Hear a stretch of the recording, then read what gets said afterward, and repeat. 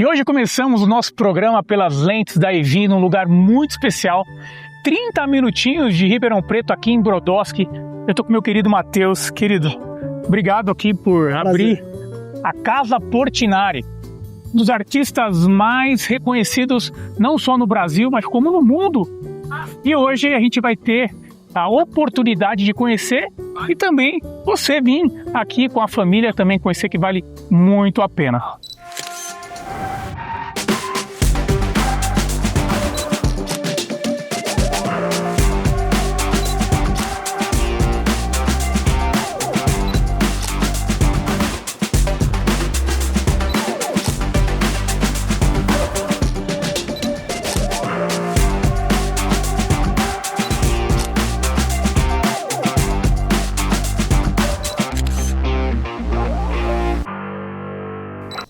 Um oferecimento. Road Trips, sua agência de viagens. Que tal tirar férias de verdade? A Road Trips é sua agência de viagens de luxo. Aqui, cada viagem é única. Cada detalhe é pensado para você. Nada de preocupações, nada de trabalho, apenas descanso, conforto e experiências inesquecíveis. Viva o extraordinário. Fale com a gente. E deixe esse momento ser só seu.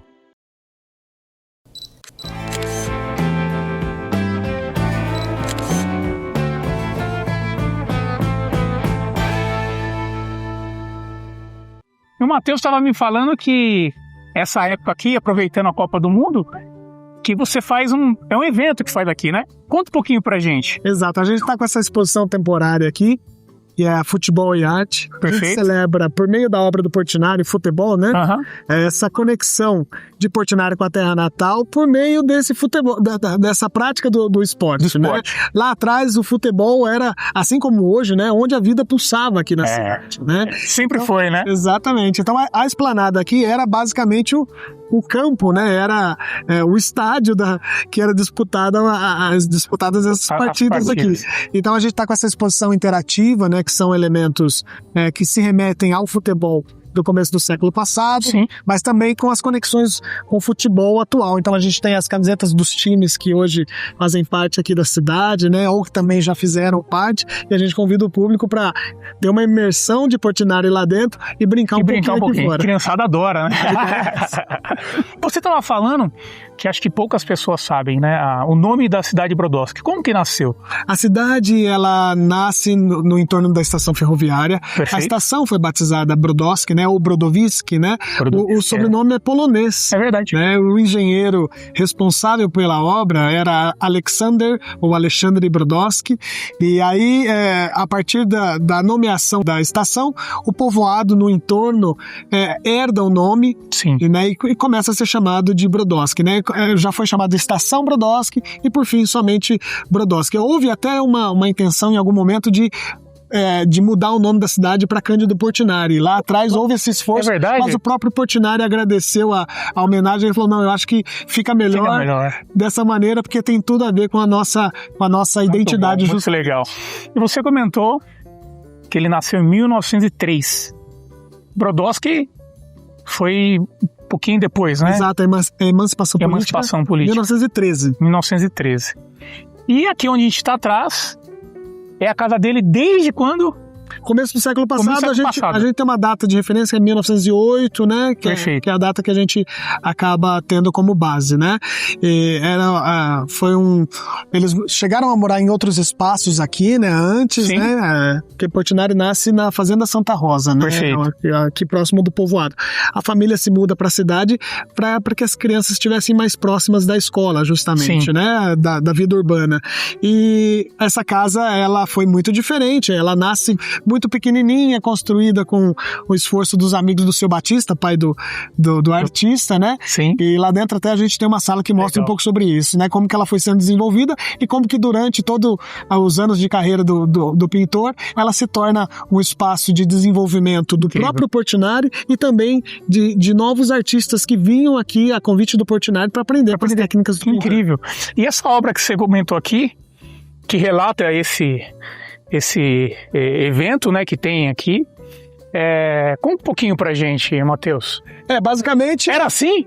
Era assim, não era? Era o chão de terra, né? As crianças descalças brincando, né? Aqui a gente tem até um com chapéu, né? Talvez o próprio Portinari que gostava de usar chapéus, enfim. Mas olha lá, como que a vida era muito agrária, justamente. Sim. Era fundo, a gente tem um cemitério, como nós temos, né? Justamente lá ao fundo. O cemitério, né? E isso foi por muitos anos, né? Essa é uma das obras que o Portinari faz com essa temática, mas tem várias outras, né? Que mostra justamente a realidade do começo do século passado, né? Até o meio do século passado, a cidade era justamente isso aqui, e esse cenário que inspirou Portinari a produzir as suas 5.400 obras aí, com base nessa experiência, né, que ele passa aqui em Brodowski, né, junto da sua família, vendo os retirantes passando por esse espaço, né, vendo o sofrimento dos trabalhadores. Dos trabalhadores, exatamente. É isso que vai conectar ele com essa temática social e humanista que está dentro de Portinari de uma maneira tão específica. Incrível. Agora, eu quero conhecer a Casa Portinari. Vamos lá. O nosso convidado. Muito obrigado. Com mais de 25 anos de experiência, a Avanzi Tecnologia atua em mais de 700 cidades a nível Brasil, garantindo segurança e eficiência com soluções sob medida. Focados na preservação de vidas e redução de custos e otimização de processos, gerenciamos mais de 2.500.000 dispositivos em nosso centro de monitoramento 24 horas. Avanzi Tecnologia. Inovação para a indústria 4.0. Soluções em controle de ponto e acesso. Com mais de 3.500 clientes atendidos. Com a tecnologia de reconhecimento facial mais avançada do mercado, oferecemos equipamentos modernos e confiáveis para uma gestão mais ágil, precisa e segura. Pontec Tecnologia. Eficiência ao seu alcance.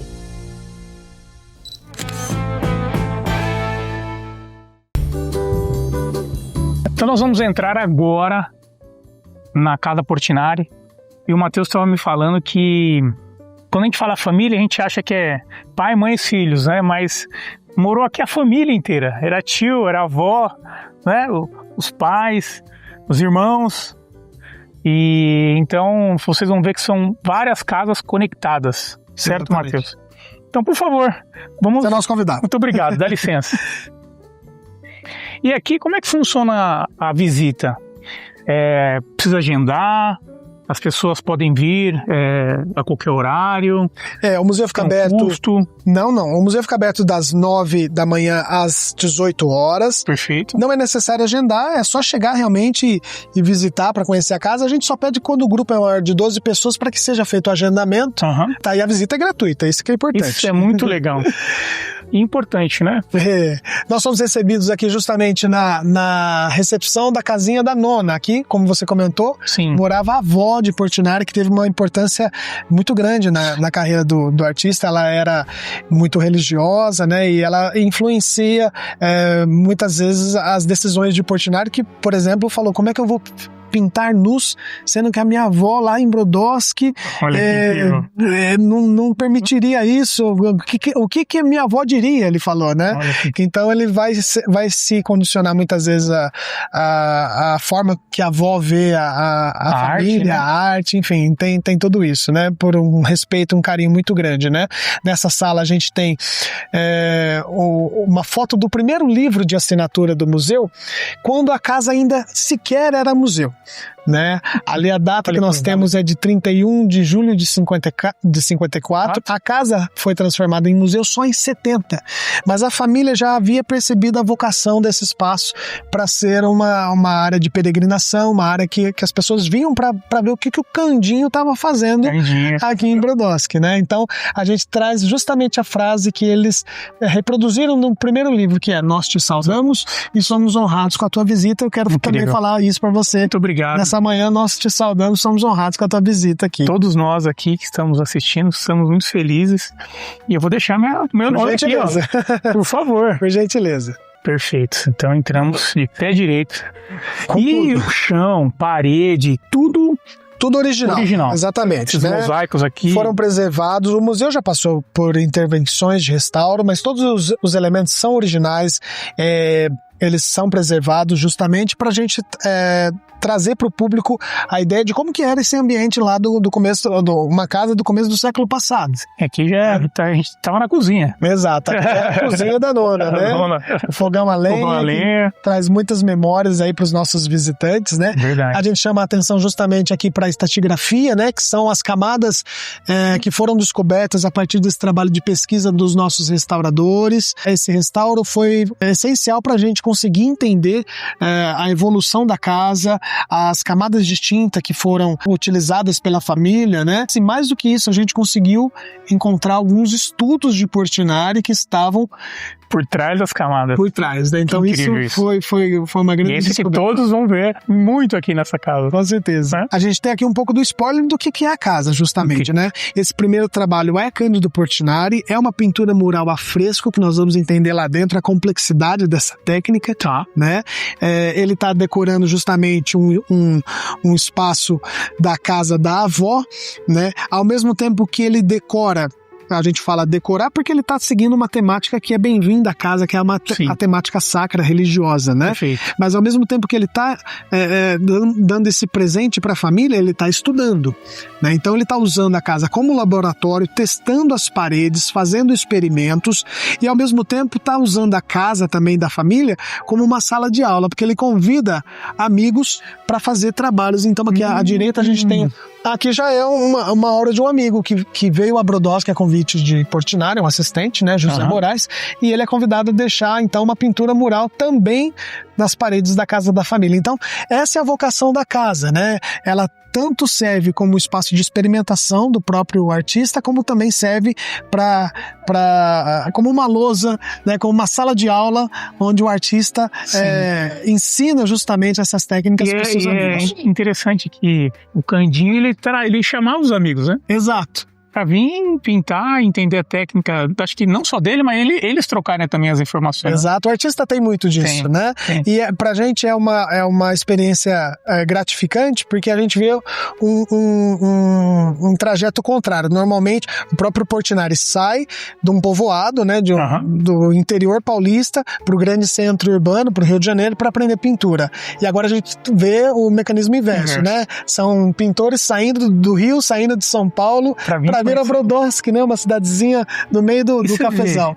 Muitos anos e eles já assinavam as obras, né? Exato, sim. O Portinari mesmo, os trabalhos da casa não são assinados, mas os amigos, né, nesse caso aqui, José Moraes deixou assinado. Incrível. Vamos lá. Então agora nós entramos na casa do Portinari mesmo. Exatamente, aqui é da família Portinari, casa principal, por gentileza. Nós somos recepcionados aqui na Sala São Jorge e o Dragão, né? Essa obra muito expressiva provoca diferentes reações aí, principalmente das crianças, né? Verdade. Mas já fazem também essa conexão do Portinari de Brodowski. Aqui ele está revisitando os episódios da infância, né? No qual ele ouvia as histórias de São Jorge, né? Que lutaram contra o dragão, ambos habitavam na lua, era uma representação do bem contra o mal, enfim. E o interessante aqui é a proposta, como que ela conversa com as outras técnicas que nós temos aqui.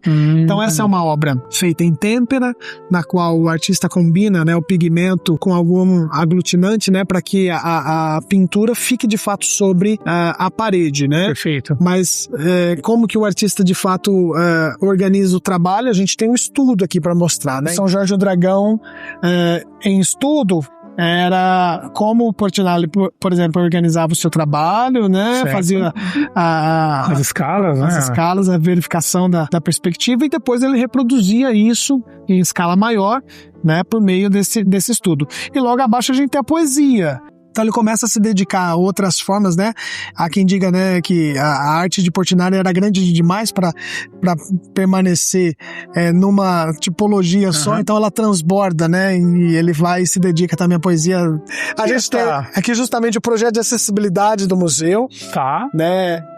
Nós vamos mais à frente conhecer a Capela da Nona. Seria muito contraditório, né? A Capela da Nona foi feita para a avó que não conseguia mais ir à igreja principal da cidade, né? Então hoje hoje a gente também quer, né, que as pessoas acessem, né, o Museu Casa de Portinari aos conteúdos, né? Então aqui é justamente uma forma de nós incluirmos o cego, né? Entendi, essa parte pode ser tocada, é para ser tocada, é para que o cego possa conhecer como que a casa foi desenvolvida. Olha só como que é confuso aqui os ambientes, né? É verdade. A gente, mesmo as pessoas dotadas de visão, têm dificuldade de se orientar aqui dentro do museu, como vocês vão ver logo mais. Então aqui a gente também permite, né, por meio do tato.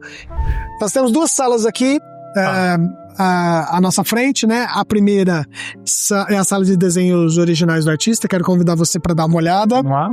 Aqui nós temos algumas coisas bastante interessantes, né? A primeira que provoca muita curiosidade é o retrato da Vera Veloso. Era uma socialite do Rio. À época, o Portinari teve os retratos justamente, né, como uma forma de sustento da casa. Justamente ele foi muito requisitado, né, nesse sentido, e como nós vimos ali o São Jorge. Então, primeiro o estudo e posteriormente os estudos se transformavam, né, nas pinturas, né? Então a gente tem isso, e a gente mostra um pouquinho da perspectiva que ele trabalha nos olhos, né, do retratado ali. Aonde você for aqui, eu quero te convidar a fazer esse experimento, né? A impressão que nós temos é que a retratada ali, né, a Vera, vai te seguir com os olhos. Faz o teste. Uma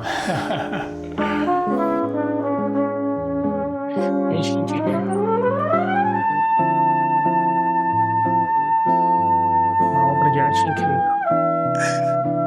E os demais trabalhos também têm outros elementos, né? Por exemplo, essa Praça de Brodowski, né? É um estudo também. Essa não se converteu numa tela. Retratou de forma muito feliz aí 3 memórias que hoje a gente conserva aqui no museu, que é a memória cafeira, a memória ferroviária e a memória do imigrante, né? Já que Portinari era descendente. Ferroviária e imigrante. Exatamente. Né? E o seu Batista, que é um dos músicos ali, porque a música sempre esteve muito presente na casa, é o mesmo que está aqui nesse estudo, né? É o tocador de tuba, justamente. O Batista, o pai do Portinari, é esse senhorzinho sentado aqui, né? Os ensaios aconteciam muitas vezes aqui também, na casa da família, então a música sempre esteve presente, por isso que a gente tem esses estudos aqui ligados à música, né? A ideia, né, de montar um museu, como é que já veio da família, por causa da peregrinação dos outros artistas, as pessoas queriam conhecer? Como que foi isso? Cândido Portinari faleceu em 1962. Perfeito. Após o falecimento dele, começaram-se esses esforços para transformar a casa em museu. A família tinha muito receio, porque a casa já era uma casa bastante antiga e já carecia de um olhar técnico, né, apurado, que evidentemente a família não teria. Então, uma junção aí de esforços entre a própria família, o poder público, a comunidade brodowskiana, converteu justamente desse sonho, que era o sonho da dona Domingas, a mãe de Portinari, de transformar a casa em museu. Né? Então, isso se concretizou em 1970. Ela foi tombada em 1968 pelo IFAM, em 69 pelo CONDEFA, né, que são as duas maiores entidades para nós na conservação.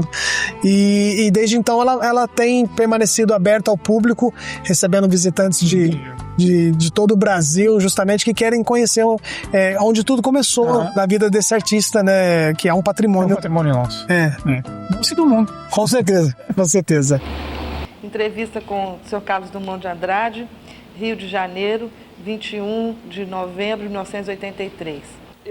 O contato com o Portinari foi quem me deu, de fato, a possibilidade de conhecer de perto um grande artista e também de assistir ao desenvolvimento da sua ação criadora. Porque Portinari não fazia mistério do seu trabalho. Ele, por assim dizer, pintava na vista da gente. Essa sala é a sala do afresco. Aqui a gente mostra um pouquinho para o público como que o Portinari aplicou essa técnica do afresco, que era muito particular e muito específica e difícil, né? Desafiadora. E como que ele utiliza a casa como esse laboratório, né? Esse vídeo vai falar de maneira mais minuciosa do que eu vou trazer aqui, mas para resumir um pouco, né? A gente tem essas maquetes táteis também, que demonstram, né? O Portinari trabalhava junto com o pedreiro. Tá. O pedreiro retirava o reboco da parede e deixava no tijolo cru e aplicava uma primeira argamassa. Em seguida, ele aplicava uma segunda e, por último, uma terceira. Tá. Essa última terceira camada, um pouquinho mais fina e ainda úmida, recebia pintura. Então, assim, qual que era o desafio? Era você fazer a pintura enquanto a argamassa ainda estava fresca. Exatamente. A gente tem acesso hoje às cartas de Portinari, que ele relata isso, né? Essa dificuldade de chegar, mas mais à frente eu vou te mostrar que ele chegou a uma receita perfeita da argamassa para que ele fizesse essa pintura a fresco, né? Depois ele até poderia fazer retoques à têmpera, aí eram mais retoques. Essa obra, essa maquete aqui, ela tá com esse aspecto mais brilhante, porque a gente aplicou aqui um material que desse esse relevo. Exatamente, por uma questão de acessibilidade. Sim, aqui perfeito. Para o cego poder conhecer a obra, né, a gente conseguiu fazer dessa maneira. Mas a obra, ela ficava como a gente vai ver agora na salona lá, né? Um aspecto rústico, mas perfeito, né? E tudo feito junto com o pedreiro, com pedreiros aqui da cidade, né? Então nós temos aqui pedaços de trabalhos, né, feitos com profissionais aqui da cidade da época, né? E agora a gente vai para a sala principal, é isso? Sala principal. Chegamos aqui e somos já invadidos por vários trabalhos. Vários. Esse primeiro de grande expressão é o São Francisco pregando aos pássaros, é o maior mural que nós temos aqui na casa. Né? Agora você imagina, né, para você desenvolver esse trabalho com a argamassa ainda úmida, né? Então tinha que ser feito. Explicou pra gente. Exatamente, por etapas, né? Que são as jornadas, né? Então ele tem que ter um pedreiro dedicado justamente para fazer esse trabalho aqui. E você vê aqui já um Portinari, com perdão da expressão, com as asinhas de fora, né? Ele, apesar de estar dentro da casa da família, né? Tá num pequeno povoado, a cidade muito pequena ainda, né? Já é um São Francisco pregando aos pássaros com caráter mais regional. Então ele escolhe pássaro, mas não é um pássaro tão bonito assim, é um abutre, né? Então ele tem ali também a carcaça, né? Muitos elementos. Exatamente, já está mostrando um pouquinho já do que seria, né, a proposta de Portinari no decorrer da década de 30, 40, 50, enfim, que é uma pintura muito imbuída dessa temática social. De São Francisco, que é um dos santos que Portinari mais vai retratar durante toda a sua vida, e depois vai produzir lá a capela em Belo Horizonte também. Belo Horizonte, perfeito. Né, a Pampulha, justamente. Sim. Dentro da temática do São Francisco. É verdade. É maravilhosa. Exatamente. A gente tem 2 pontos de conexão com eles, né? Não só... Nossa, eu nem me liguei. Exato. Nem me conectei quando eu fui lá. Esse Sagrado Coração de Jesus. Sim. Essa obra estava encoberta, né? Por algum motivo a gente desconhece. Talvez era simplesmente um estudo que serviu o seu propósito, o próprio artista encobriu, talvez a família preferiu encobrir, a gente não sabe exatamente, né? Mas o que é fato, ela estava encoberta e a casa, quando foi preparada para se transformar em museu, um dos profissionais acidentalmente encontrou essa obra, né? Entendi. E eles conseguiram decapar, né, e chegaram a esse Sagrado Coração de Jesus, que já foi atestado como sendo de Cândido Portinari pelo Projeto Portinari, então ele é um Portinari original, mas ele tem esse aspecto mais rústico do que o normal por conta disso, ele estava encoberto, né, e aí a opção dos restauradores foi de preservar dessa maneira para que não houvesse uma intervenção maior do restaurador do que do próprio artista, né? E a gente já sente a essência, né? Exatamente. Como eu falei para você, durante o restauro 2012 e 2014, né, o museu ficou fechado para o público e aí foi a oportunidade que os restauradores encontraram de sair decapando essa casa inteira. Achar mais coisas. Vamos achar mais coisas. E nós encontramos, felizmente, esse trabalho aqui que está já na entrada, que é uma Madonna com o Menino Jesus. Tá. Né? E aqui mostra isso que nós estávamos falando, né? Como é um afresco, ela ficou ali esperando a gente encontrar ela. Sim. Justamente. Se fosse uma têmpera seria mais difícil, mas a obra ficou cravada literalmente dentro da parede, porque esse é o desafio, né? De pintar, e ela fica gravada ou cravada dentro da parede, né? Só se perde quando realmente quebra. Perde-se o reboco, né? Aqui houve perda de reboco na época, também a gente não sabe por que a família ou o próprio artista encobriram, mas a casa tem isso, né? Da experimentação, do teste, tem muitas coisas que a gente faz e a gente não quer que perdure. Passa por cima e vamos fazer um outro. Exatamente. Agora, como a gente é bisbilhoteiro, né? E tudo que é de Portinari a gente tem curiosidade, nós tivemos a felicidade de encontrar esse trabalho que mostra um pouquinho dessa, né, entre aspas, né? Essa arqueologia aqui da casa, essa pesquisa, né? Que tá sempre evidente aqui, e a gente cruza essas informações com cartas, com documentos de Portinari, né? A ideia é enxergar essa casa justamente com a importância que ela tem. Sim. Não é simplesmente a casa que ele passou a infância e juventude, não. É um espaço que ele está usando para desenvolver a sua carreira também e reproduzir as propostas aqui em locais também tais como a Biblioteca do Congresso, né, que tem pinturas murais de Cândido Portinari, enfim, e outros espaços espalhados pelo Brasil, pelo mundo todo aí, né, que nasceram aqui, assim como um artista nasce aqui em Brodowski, de Brodowski se preparava aqui para levar pro Brasil e pro mundo. Muito bom. Mas nós temos aqui, né, as mulatas, né, enfim, o Portinari se ocupando justamente de retratar a nossa gente, a nossa cor, como ele prometeu lá na Carta de Paris, né? Basicamente a história é quando o Portinari vai ao Rio, ele desenvolve a carreira e algo transformador acontece na década de 20, que ele ganha o concurso da Escola Nacional de Belas Artes, cujo prêmio era conhecer a Europa, tudo custeado pela escola, desenvolver a sua arte a partir da experiência com os pintores europeus. E lá ele se vê muito saudoso da sua terra, né? Ele fala que daqui da Europa, fiquei vendo melhor a minha terra, fiquei vendo Brodowski como ela é. E ele fala, quando eu voltar eu vou ver se consigo pintar aquela gente com aquela cor. Né? E ele cumpre essa promessa dele ao retornar. Ele faz mais de 5.400 trabalhos, né? Justamente com a nossa gente e com a nossa cor, né? Incrível, muito bom, muito bom. Esse espaço nem sempre foi essa salona, né? Naquela foto que a gente vê ali, mas mostra que antes era uma varanda. A família tomando um café ali Ali era a porta que você comentou? Exatamente. Tá ali. E essa foto, curiosamente, a gente chegou a ela depois que o trabalho foi descoberto. Porque se a gente tivesse encontrado antes, a gente já teria ido lá ainda de forma mais assertiva, né? Verdade. Eram pedaços da história que nós não conhecíamos da família Portinari, que a gente vê um pouquinho ali, né? E vê um pouquinho nessa imagem aqui, muito significativa. Posso mostrar para vocês um pouquinho da apresentação da família? Por favor. Bem-vindo à nossa casa. Eu sou a Dona Dominga, a mãe de Portinari, e vou apresentar a minha família, começando por meu esposo, Batista. Ele e eu viemos do norte da Itália com nossos pais, mas as nossas famílias só se encontraram depois de estabelecidas aqui no Brasil.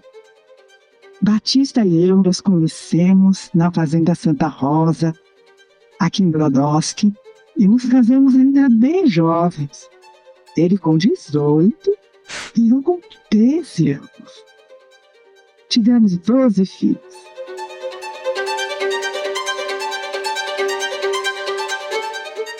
Cleidinho, nosso segundo filho, nascido em 30 de dezembro de 1903, tornou-se um pintor famoso, Cândido Portinari.